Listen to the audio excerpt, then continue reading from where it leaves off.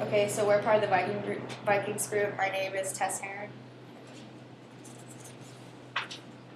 We did the sports goods and licensed product chapter, and sporting goods is defined as the physical objects necessary for the game, and there are three categories, and there's sporting goods equipment, athletic footwear, and sports apparel.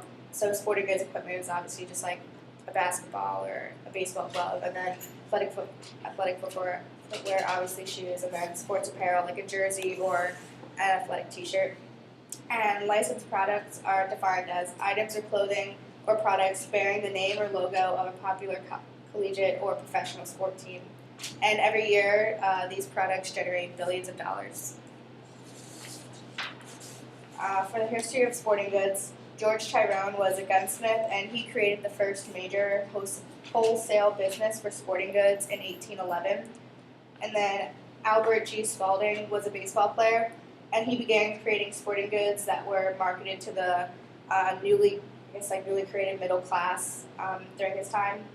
And he eventually became the official supplier for baseball's National League. And he created like baseballs, baseball gloves, I think guides and regulation books. And he created stable markets by selling his products directly to retailers at a set price with the guarantee that retailers would sell at the price Spalding said. And his deal with the National League proved that endorsements and licensing were valuable in the sport industry. And the Sporting Goods Manufacturers Association, or SGMA, was established in 1906, and its goal was to make sports safer and less violent. And Adidas became a popular brand in Europe during the 1920s, and it partnered with FIFA. And then in the 1980s and 1990s, Nike became very popular and replaced Adidas in top sneaker sales. And then in 2005, Adidas purchased another rival, Reebok, to gain their licensing agreements with the NFL and NBA.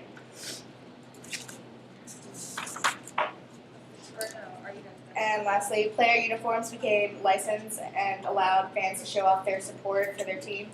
The sport industry took a long time to make the connection between license, apparel, and financial growth, though. UCLA is the first school accredited to enter a licensing agreement with a watch company in 1973. In the 1980s, there was major revenue growth for licensed products, with Notre Dame entered an agreement in 1983. They experienced 375% growth during the 1988 to 1989 year. And the peak for licensed products was reached in 1996 at $13.9 billion. And I think now it's only a few billions. It's not as much, but it's still a lot of money.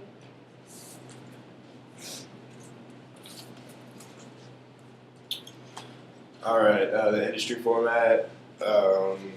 Sporting Goods Manufacturers Association defines sporting goods industry as including manufacturers of sporting goods equipment, athletic footwear, and sports apparel, as well as manufacturers of accessory items to the sport and recreation market. The Sporting Goods Manufacturing Association is a trade association for manufacturing producers and distributors of sports apparel, athletic footwear, and sporting goods. Serves more than 1,000 sporting good manufacturers, retailers, and marketeers in the sports product industry. There are over 3,000 business locations, plants and distributing centers across the country. Employs over 375,000 people, generates $60 billion in domestic revenue, and also $15 billion internationally.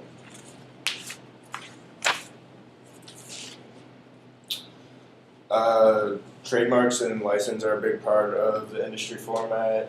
It's how most people basically make their money. Teams and leagues earn a certain percentage of sales called royalties on items bearing logos. Some NCAA Division I schools administer their own license programs instead of professional sports that have the professional level of trademarks and license. Having a private license program generates more sales revenue. Global sourcing, which is a business that turns to a foreign company to manufacture one or more of its products. A bunch of companies are doing that these days, turning to China, Malaysia, Mexico to create create all the products because it's a lot cheaper for wages to create a product.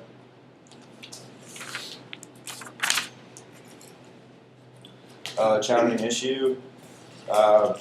Brand's image is defined as the cumulative impact of all associations with a particular brand and is formed for sports organizations by a collection of elements that can include logos, players, traditions, facilities, rivalries, and ownership. Big name, Ling Yang, which was a Chinese male gymnast. He's the Michael Jordan-esque figure in China. He founded an athletic footwear company, $700 million in revenues just in 2008 alone. Although the logo looks a lot like Nike's swoosh, except for one little check. They also have a very similar emblem as the Jordan that Nike has. Slogan is very similar to Adidas, and they're having a lot of problems with that between Adidas, Nike, and Jordan. The last challenging issue is competition. Just trying to come up with new ideas and people claiming that they're not original. For career implications, there are many opportunities to work in the sporting goods and licensed product industry. People can be entrepreneurs, they can work for sporting goods stores or large chains, they can even work with manufacturers of the sporting goods. And I'm not sure exactly what I want to do yet, but this could potentially affect my career path if I'd like to go into a career in like a licensing department or with like a sporting goods store. And I myself am a marketing major, and the sports industry is popping up everywhere right now and is booming, especially with the health industry. There's health industries coming up left and right. The amount of marketing opportunities right now is very high, so that's why I could possibly be influenced.